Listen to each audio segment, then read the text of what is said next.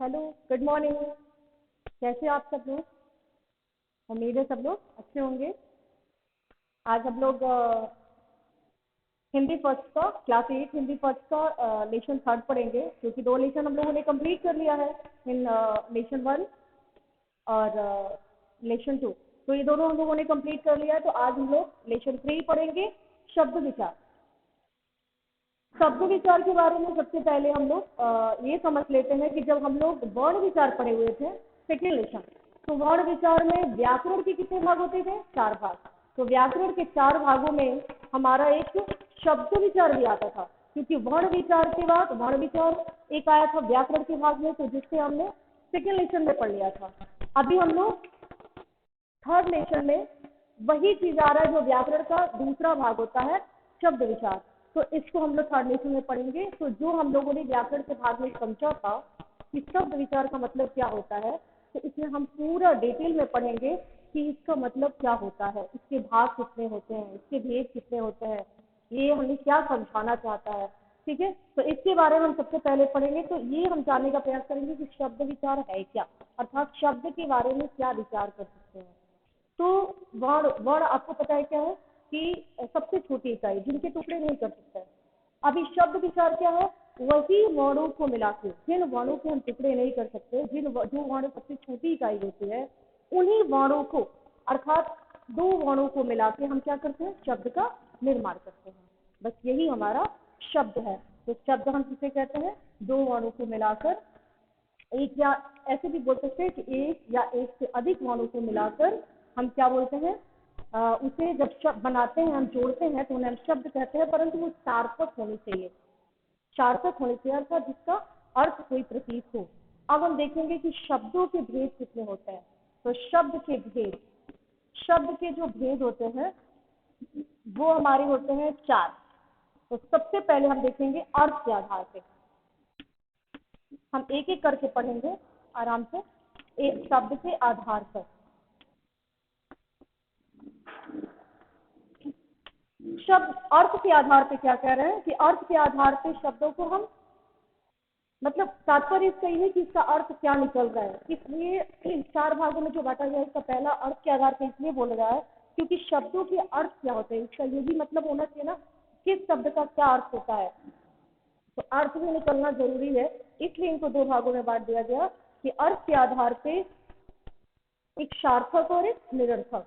अर्थात सार्थक अर्थ निकल रहा है, मतलब उस शब्द का कोई अर्थ निकल रहा है या नहीं निकल रहा है। तो अर्थ निकल रहा है तो सार्थक हो गया, अर्थ कोई भी नहीं निकल रहा है तो वो हो जाएगा निरर्थक। अर्थात उस शब्द का कोई भी अर्थ नहीं है तो उसे हम निरर्थक बोलेंगे। ठीक है, तो इसको समझते हैं हम, सार्थक और निरर्थक। तो कह रहे हैं कि सार्थक शब्द भी होते हैं जिनके अर्थ प्रतीक होते हैं, अर्थात जिन शब्दों के अर्थ प्रतीक होंगे उन्हें हम सार्थक बोलेंगे। जैसे चाय, लड़का, मोहिनी, मतलब कोई भी शब्द जिनका अर्थ प्रतीक हो उन्हें हम बोलेंगे सार्थक। अब ये भी देखेंगे कि सार्थक के भी भेद होते हैं। तो सार्थक का भेद कितना होता है? इनके भी भेद 4 होते हैं। सबसे पहले एकार्थी। एकार्थी मतलब क्या? शब्द से ही हमको समझ में आ रहा है कि एकार्थी मतलब क्या? एक अर्थ जिनके हो, जिन शब्दों के एक अर्थ हो उन्हें हम बोलते हैं एकार्थी। केवल एक ही अर्थ देने वाले को हम बोलते हैं एकार्थी।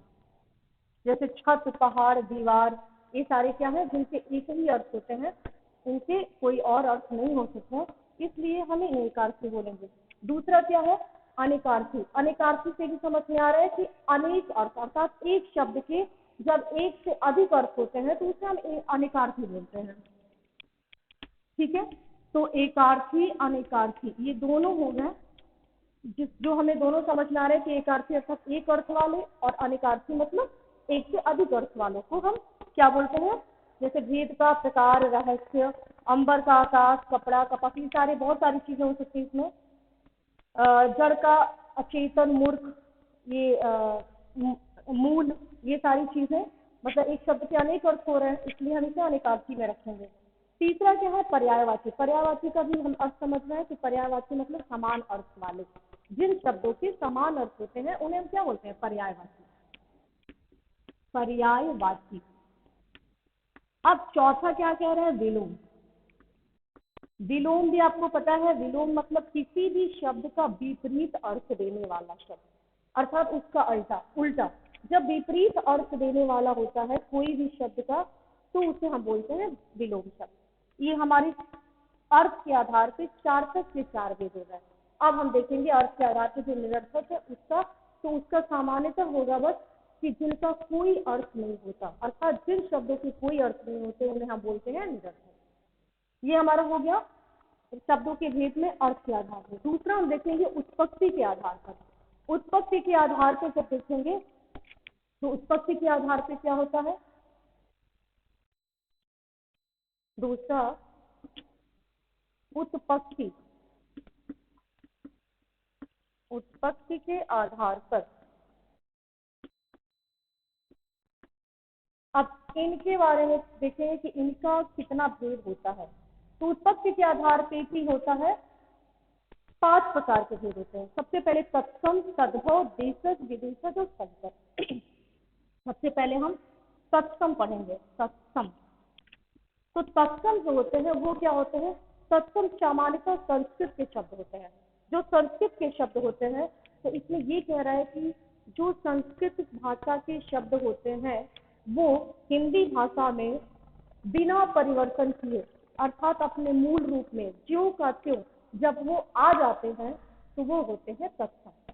अर्थात रात्रि, हस्त, प्रकाश, अग्नि, ये सब क्या है, ये सब तत्सम के शब्द है। क्यों, क्योंकि तत्सम संस्कृत भाषा से आई हुई शब्द जिनमें कोई परिवर्तन नहीं होता, अर्थात वो जिस रूप में थे उसी रूप में हिंदी भाषा में प्रयोग हो गए, उसे हम बोलते हैं तत्सम। अब बोलेंगे हम, अब हम देखेंगे दूसरा इसका क्या है, तद्भव। ये सब हम पढ़े हैं पहले से, फिर भी एक बार हम रिवाइज कर ले ताकि हमें जो भी भूला है वो अच्छे से याद हो जाए। तो तद्भव क्या है, तद्भव कह रहे हैं कि संस्कृत के वे शब्द, ये भी संस्कृत के शब्द हैं परंतु ये परिवर्तित होकर हिंदी भाषा में आते हैं। कह रहे हैं कि तत्सम वे शब्द जो परिवर्तित नहीं हुए हैं, जैसे हैं वैसे ही आ गए। और तद्भव को क्या कह रहा है कि वे शब्द जो संस्कृत भाषा के तो शब्द हैं परंतु हिंदी भाषा में परिवर्तित होकर आते हैं, अपने मूल रूप में न होकर बल्कि परिवर्तन के साथ आते हैं, तो उन्हें हम बोलते हैं तद्भव। जैसे अब रात्रि का ही क्या हो गया, रात, हस्त का ही क्या हो गया, हाथ, अग्नि का ही क्या हो गया, आग। ठीक है, अब ये सारी चीजें हम समझ गए कि संस्कृत भाषा के शब्द तत्सम में और उसी को परिवर्तित करके जब आता है हिंदी में तो उसे हम तद्भव बोलते हैं। तीसरा क्या कह रहे हैं, देशज। देशज, देशज में कह रहे हैं कि देशज से भी समझ में आ रहा है कि जो अपने ही देश में, अर्थात अपने ही देश में बहुत सारी भाषाएं हैं, बहुत सारी बोलियां हैं, उन सभी भाषाओं और बोलियों को हम क्या करते हैं कि जब अपने ही हिंदी भाषा में प्रयोग करते हैं, अर्थात देशज का तात्पर्य कि जो अपने देश की भाषाएं, अपने देश की बोलियां वो अपने ही जब देश में बोली जाती हैं, उनको प्रयोग की जाती हैं, तो वो होता है देशज भाषा। अब हम आएंगे चौथा, विदेशज। विदेशज में कह रहा है कि जो भाषाएं विदेशी भाषा अर्थात अपने देश में न होकर दूसरे देश से आई हुई भाषाएं होती हैं और उन्हें हम अपनी हिंदी भाषा में प्रयोग करते हैं, उसे हम बोलते हैं विदेशी भाषा। जैसे उर्दू, फारसी, अंग्रेजी, अरबी आदि सब दूसरे देश की भाषाएं हैं, तो इनसे रिलेटेड जो भी शब्द आते हैं, जो इनकी भाषाओं से संबंधित आते हैं शब्द, उनको हम बोलते हैं विदेशी भाषा। अब संकर, संकर का मतलब क्या होता है, संकर का इसमें तात्पर्य ये दिया है कि जो दो भाषाओं से मिलकर, अर्थात दो अलग अलग भाषाओं के शब्द जब एक साथ मिलकर शब्द बनते हैं उन्हें हम बोलते हैं संकर। जैसे उर्दू भाषा हिंदी या फारसी भाषा हिंदी, अंग्रेजी भाषा फारसी भाषा, ऐसी दोनों भाषाओं के शब्दों को मिलाकर जब हम कोई शब्द बनाते हैं तो उसे हम बोलते हैं संकर भाषा। ठीक, हम लोगों ने 2 पढ़ लिया। अब हम आएंगे तीसरा, रचना के आधार पर।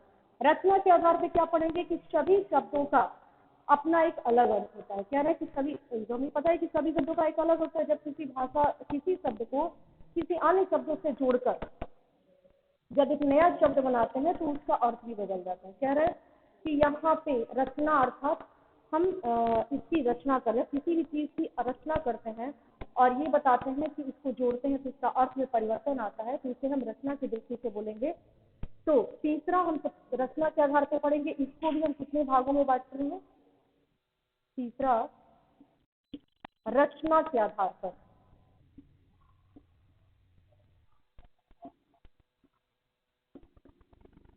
रचना के आधार पर अब इसे हम तीन भागों में बांटते हैं, रूढ़, यौगिक और योग रूढ़। सबसे पहले रूढ़ पढ़ेंगे। रूढ़ का मतलब क्या होता है? रूढ़ तात्पर्य ही समझ में आ रहा है कि क्या रूढ़ मतलब जो विशेष अर्थ में प्रयुक्त होता है, वैसे शब्द जो विशेष अर्थ के लिए प्रयुक्त होता है परंतु जिनके खंड नहीं किए जा सकते, अर्थात रूढ़ शब्द वो है जिनके खंड नहीं कर सकते हैं, अर्थात जिनको बांट नहीं सकते हैं परंतु यह विशेष अर्थ के लिए प्रयुक्त होता है। जैसे कुर्सी, किताब, कमल, कलम, ये सारी चीजें जो है वो रूढ़ शब्द है, मतलब इनको खंड नहीं कर सकते परंतु विशेष अर्थ के लिए प्रयुक्त होता है। दूसरा क्या कह रहा है? यौगिक। अब यौगिक का हमें स्पष्ट शब्द इसी से समझ में आ रहा है कि योग का मतलब, योग मतलब जोड़ना, योग का मतलब होता है जोड़ना, अर्थात ये करे कि वे शब्द जो दो या दो से अधिक शब्दों को हम क्या करते हैं, सार्थक खंडों को मिलाते हैं अर्थात जोड़ते हैं, तो उन्हें हम क्या बोलते हैं? उनका योग बनता है, उन्हें हम बोलते हैं योग। अर्थात दोनों के योग से वो क्या करते हैं? वो जुड़ जाते हैं और एक हो जाते हैं। जैसे विद्यालय है, पीलापन है, आग बबूला, दूध वाला, ये सारी चीजें क्या है? पाठशाला, ये सब क्या है? यौगिक। परंतु ये विशेष अर्थ के लिए प्रयुक्त नहीं होते, इनका बस खंड किया जा सकता है, इनका खंड किया जा सकता है, तभी तो योग बनेगा ना, तभी तो उनको जोड़ पाएंगे हम, खंड होगा तभी। इसलिए रूढ़ शब्द का जो है वो खंड नहीं कर सकते, ये विशेष अर्थ के लिए प्रयुक्त होता है। यौगिक शब्द का हम खंड कर सकते हैं परंतु ये विशेष अर्थ के लिए प्रयुक्त नहीं होता है। अब तीसरा क्या करें? योग रूढ़।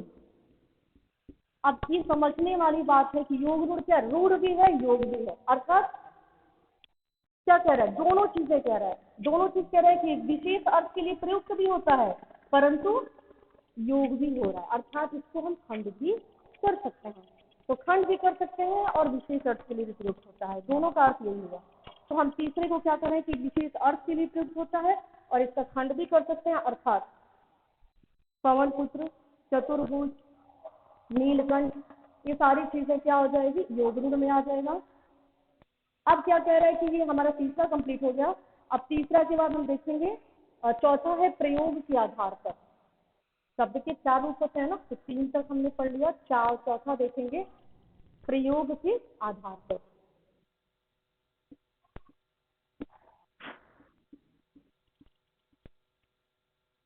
प्रयोग के आधार पर ठीक। अब प्रयोग के आधार पर देखेंगे कि इनको दो भागों में बांटा गया, क्या? विकारी और अविकारी। तो सबसे पहले हम विकारी देखेंगे, विकारी भी हम समझे हैं। अब विकारी का अर्थ क्या है? वे शब्द जिनका प्रयोग वास्तव में परिवर्तन रूप में किया जाता है, अर्थात जिनका परिवर्तन किया जाता है वे होते हैं विकारी। जिनको जिन शब्दों का परिवर्तन किया जाता है उन्हें विकारी कहता है, अर्थात ऐसे शब्दों में लिंग, वचन, क्रिया, काल के अनुसार आदि के प्रभाव के कारण विकार या परिवर्तन आ जाता है। मतलब जिस शब्दों में हम क्रिया, काल, वचन, कर्ता के अनुसार हम परिवर्तन लाते हैं उन्हें हम बोलते हैं विकारी, अर्थात विकार उत्पन्न होना, परिवर्तन होना, उन्हें हम बोलते हैं। और किसके अनुसार? अब इनको भी हम चार भागों में बांटेंगे, क्योंकि किन किन शब्दों में हम विकार उत्पन्न कर सकते हैं। तो संज्ञा, संज्ञा पता है, किसी भी वस्तु, स्थान, व्यक्ति या भाव के नाम से संज्ञा बोलेंगे। दूसरा क्या कह रहा है? सर्वनाम, उन्हीं के स्थान पे जो प्रयुक्त होते हैं उन्हें सर्वनाम। और तीसरा क्या कह रहा है? विशेषण।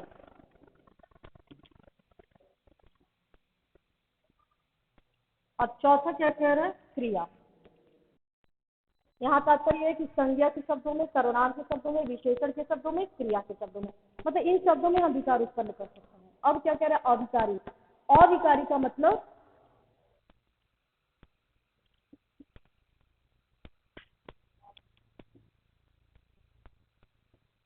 अविकारी का मतलब जिन शब्दों में विकार उत्पन्न नहीं होता, अर्थात कोई भी परिवर्तन नहीं होता, अर्थात अव्यय शब्द जिनका कोई परिवर्तन नहीं होता उसे हम बोलते हैं अविकारी शब्द। इनको भी हम चार भागों में बांट सकते हैं। क्रिया विशेषण, एक क्रिया विशेषण है, अर्थात वही जो हम आते हैं विकारी शब्द में क्रिया, उसी की हम यहाँ पे बता रहे हैं कि इनमें परिवर्तन करते हैं और उन्हीं क्रियाओं की विशेषता जो बताता है उनमें परिवर्तन नहीं कर सकते। और दूसरा क्या है, संबंध बोधक, समुच्चय बोधक, विस्मय बोधक। तो उन तीनों में भी हम मतलब चारों में हम परिवर्तन, अर्थात सीधा सीधा हम तात्पर्य समझेंगे कि विकारी शब्द में जिनका परिवर्तन किया जा सकता है उन्हें हम विकारी, जिनका परिवर्तन नहीं किया जा सकता उन्हें हम अविकारी अर्थात अव्यय, इन्हें हम अव्यय भी बोलते हैं। ठीक है, इन्हें हम अव्यय शब्द भी बोलते हैं। अभी हमारा कंप्लीट हो गया। आज हम लोग ये थर्ड लेसन मतलब ग्रामर कंप्लीट कर लिया। पहले से हम सब लोग पढ़ते जा रहे हैं, तो आप सब लोग यहाँ पे प्रश्न लिख लो, क्योंकि जो हमने समझाया है उसके आधार पे आप इन प्रश्नों के उत्तर लिख सकते हैं आसानी से। तो सबसे पहला प्रश्न, शब्द किसे कहते हैं?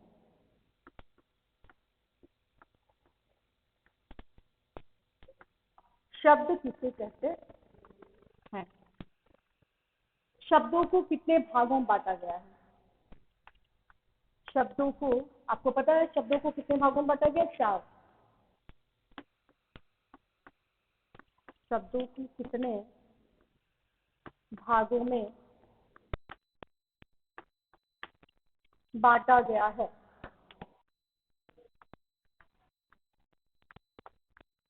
दूसरा प्रश्न क्या कह रहा है कि विदेशी शब्दों से आप क्या समझते हैं, ये भी आपको बताया गया है। तो आप इसको लिख सकते हैं, विदेशी शब्दों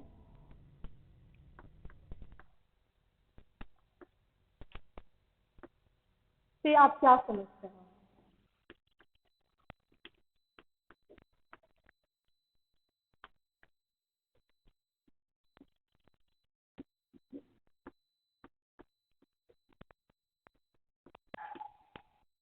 तीसरा क्वेश्चन, योग रूढ़ किसे कहते हैं, ये भी आपको बताया गया है। योग रूढ़, तो आप इसको लिख सकते हैं आराम से।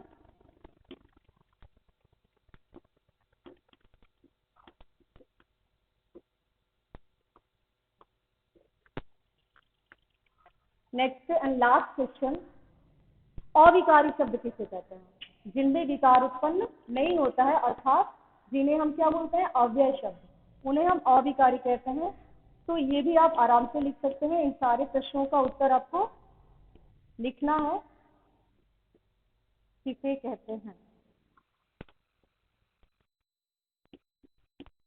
तो आज हम लोग यही बंद करते हैं, फिर आप लोग को नोट करना, आंसर लिखना, और कल से हम लोग हिंदी सेकेंड की पढ़ाई, आज हमारा ये सिलेबस कंप्लीट हो गया, कल से हम लोग हिंदी फर्स्ट